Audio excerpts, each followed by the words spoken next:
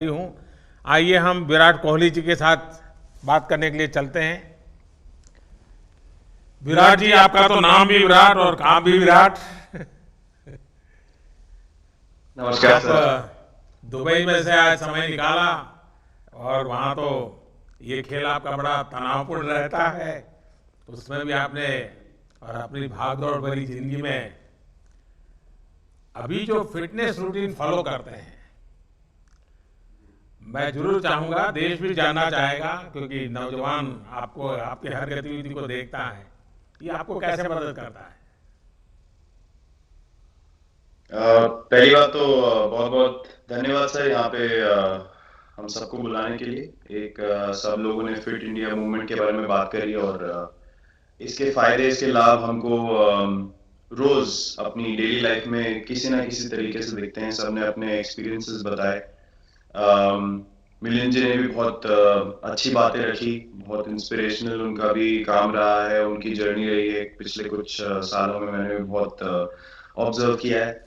और मेरे खुद के एक्सपीरियंस में सर एक ट्रांजिशन एक्सपीरियंस करने को मिला मुझे कि जिस जिस पीढ़ी में हम खेलना शुरू हुए और जो उस समय खेल की हमारी डिमांड्स थी, वो बहुत तेजी से बदली एक समय के बाद। और मुझे ये एक्सपीरियंस हुआ कि जो एक हमारा सिस्टम बन चुका था, हमारा एक रूटीन बन चुका था, वो हमारे खेल के डिमांड्स के लिए सही नहीं था और उसे बदलना ज़रूरी था। क्योंकि हमारा खेल बहुत तेज़ी से आगे बढ़ रहा था और मुझे ऐसा महसूस हुआ कि हम कुछ फिटनेस के पॉइंट ऑफ व्यू से पीछे छूट जा रहे थे। हमारी स्किल में कभी कोई प्रॉब्लम नहीं थी। तो एक स्वामी जी ने भी बात रखी, आपने भी बात करी, मिलिंद जी ने भी पहले बताया। एक जो सेल्फ रियलाइजेशन की बात है कि आपको खुद से रियलाइज हो कि मुझे क्या बदलना है अपने अंदर। तो मुझे वो एक समय पे खुद भी एक्सपीरियंस हुआ कि नहीं, फिटनेस जो है वो प्रायोरिटी होनी चाहिए। और अगर मैं आपको ऑनेस्टली बताऊं तो पहले खेल को अच्छा करने के लिए फिटनेस मैंने शुरू करी, लेकिन आज अगर प्रैक्टिस मिस भी हो जाए तो मुझे इतना खराब नहीं लगता। लेकिन अगर फिटनेस सेशन मेरा मिस हो जाए या एक्टिविटी मिस हो जाए तो मुझे ज्यादा खराब लगता है। तो इसके फायदे जो हैं अच्छा, सर वो सबसे पहले आपको ये जो नया मंत्र जगा, तो दिल्ली के छोले भटूरे का ही बहुत दुखता अनुभव होगा। बहुत ज्यादा सर। मतलब जो अभी हमने थोड़ी देर पहले बात करी कि हमारा जो नेटिव डाइट है, जिस रीजन से हम आते हैं उसका जो हम वो खाते हैं, उससे मैंने कभी एक्सपीरियंस नहीं किया कि हेल्थ इश्यूज हुए हो या किसी को कोई बीमारियों का सामना करना पड़ा हो। मेरी खुद के एक्सपीरियंस में मेरी नानी, मैंने बहुत समय तक देखा, इतनी ज्यादा उम्र में भी उनकी हेल्थ हमेशा ठीक रही। हमेशा उन्होंने घर का सिंपल खाना खाया। तो मैं जब पला बड़ा तो शहरी खाना, मतलब बहुत ज्यादा बाहर का खाना होता था। खेलने कूदने जाते थे तो आते जाते बहुत सारी चीजें ऐसी खा ली कि जो हेल्थ पॉइंट ऑफ व्यू से अच्छी नहीं है। तो डाइट का भी एक बहुत बड़ा कंट्रीब्यूशन था, जो डिसिप्लिन नहीं था। तो वो फिटनेस, फिजिकल फिटनेस और डाइट दोनों चेंज करना पड़ा सर। उसकी वजह से ही चेंजेस आने शुरू हुए। और मैं इस चीज से इसलिए रिलेट कर पाता हूँ क्योंकि जैसे हमारे खेल में चेंजेस आए, आज की लाइफ की भी डिमांड्स बहुत ज्यादा हो गई हैं, बहुत हेक्टिक हो गई है लाइफ। तो अगर हम अपनी फिटनेस को उस पेस के साथ नहीं रखेंगे, सिंक में नहीं रखेंगे, तो हम पीछे छूटते चले जाएंगे। तो अगर हम लोग अपनी फिटनेस को नहीं इंप्रूव करते तो हमारे खेल में भी आज हम बहुत पीछे छूटते चले जाते हैं। क्योंकि आप सिर्फ अपनी स्किल पे डिपेंड नहीं कर सकते। आपका जो मेंटल स्ट्रेंथ है, वो आपका शरीर कितना तंदुरुस्त है और आपका दिमाग कितना तंदुरुस्त है, उस दोनों का एक कॉम्बिनेशन साथ में चलता है। तो अगर मेरा शरीर सपोर्ट नहीं कर रहा है जो मेरा दिमाग सोच रहा है, तो मैं जो करना चाहता हूँ मैं नहीं कर पाऊंगा। तो आपके मुझे छोटे सामने छोटे कैलोरी चेंजेस। कम करने का भी तो चैलेंज रहता होगा और इतना बड़ा काम करने का भी चैलेंज रहता होगा। उसको कैसे हैंडल करते हैं? सर मैंने अभी जो अपने अनुभव में मैंने ये चीज एक्सपीरियंस करी है, वो ये है कि खाने के बीच में समय देना बहुत जरूरी है।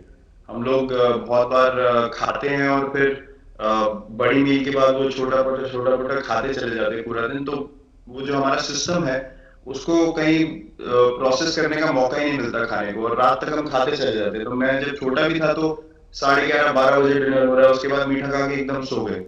कुछ एक्टिविटी नहीं, कुछ उसके बाद वॉक नहीं। तो आई थिंक ये छोटी छोटी चीजें हैं जो बहुत मैटर करती हैं कि आप अपने अंदर के सिस्टम को भी कितना समय दे रहे हैं उस खाने को प्रोसेस करने के लिए जो आप खा रहे हैं।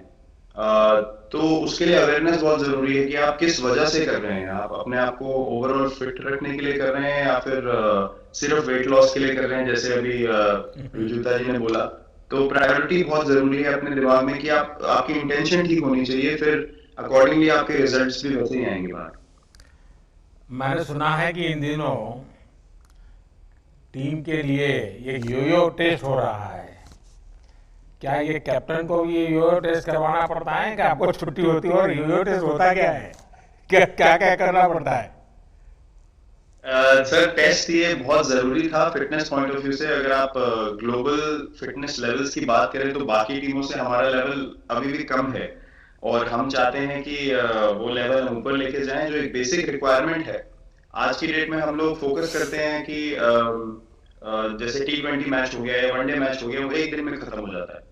लेकिन अगर हम टेस्ट मैच की बात करें जो 5 दिन आपको खेलना है, हर शाम को आपको वापस जाना है, अगले दिन फ्रेश आना है, तो उस पॉइंट ऑफ व्यू से ये फिटनेस जो स्टैंडर्ड था वो बहुत जरूरी था। और मैं सबसे पहले मैं ही जाके भागता हूँ, और ये कंडीशन है कि अगर मैं भी फेल हो जाऊंगा तो सिलेक्शन के लिए मैं भी अवेलेबल नहीं हूँ।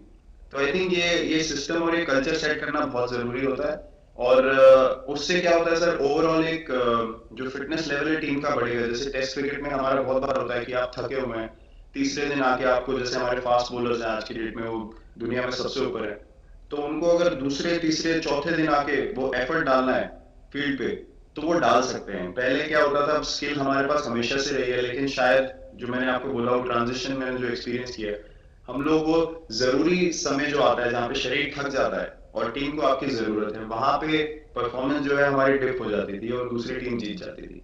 आज की डेट में हमारी फिटनेस की वजह से हम वो जरूरी समय में उस चीज को कैपिटलाइज कर पा रहे हैं और हमारे रिजल्ट्स उसी तरीके से आ रहे हैं। तो एक एक sir benchmark I think elite sports में होना जरूरी है, उससे एक फिटनेस विराट कल्चर जी, बना। मैं देख रहा हूँ कि आपका टाइम मैनेजमेंट तो है ही है, लेकिन फिर भी आपकी एक्टिविटी इतनी नजर आती है। मैं भी कभी कभी फॉलो करता हूँ। कभी थकान नहीं लगती क्या आपको? सर थकान अगर मैं ऑनेस्टली आपको बोलूं, थकान हर किसी को होती है। अगर आप फिजिकल एफर्ट करेंगे तो थकान होगी, लेकिन अगर आपका लाइफस्टाइल अच्छा है, अगर आप खा अच्छा रहे हैं, अगर आप फिटनेस रेगुलरली कर रहे हैं, आपकी रिकवरी अच्छी है, तो आपकी स्लीप अच्छी है, स्लीप पैटर्न्स अच्छे हैं, तो आपकी रिकवरी तेज होगी। तो अगर मैं थक रहा हूँ और 1 मिनट में मैं दोबारा रेडी हो जा रहा हूँ, तो वो मेरा प्लस पॉइंट है। तो आई थिंक वो मैंने एक चीज एक्सपीरियंस करी जो बहुत जरूरी हो जाती है। आपका ओवरऑल लाइफस्टाइल कैसा है उसके ऊपर बहुत डिपेंड करता है। विराट जी, बहुत अच्छा लगा मुझे। और मैं आपको, अनुष्का जी को और आपके दोनों के परिवार को निकट भविष्य की शुभ घड़ी के लिए बहुत बहुत शुभकामनाएं देता हूँ। धन्यवाद सर, थैंक यू।